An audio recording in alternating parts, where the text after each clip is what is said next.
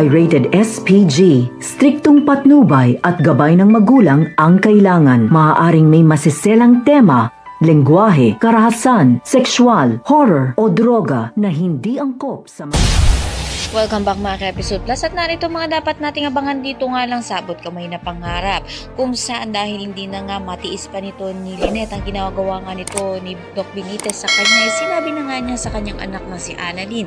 Kaya naman nasabi na nga nito ni Annalyn kay Chang Susan at nalaman ni Josa, kaya plano nga nito na isuplong na nga ito nga si Doc Benitez sa kinauukulan upang maparusahan na nga ito sa pananakit sa kanyang kaibigan. Sa kabilang banda naman nga ay may magandang balita naman nga itong pulisa dito nga kay Giselle kung saan nakita nga isang sasakyan na mayroon nga bumabang babae dito. Kaya malaki namang tugtog nito ni Giselle na kay Moira nga ito na hindi inaasahan na dumating naman nga ito si Moira at narinig nga niya ang sinabi nga nito ni Giselle. Magkakaharap na nga itong si Justin at itong si Zoe kung saan masusupalpal nga nito ni Justin itong si Zoe na kapag nagising na nga raw itong si Lolo Pepe, ito na nga mismo ang magiging sampid sa Apex.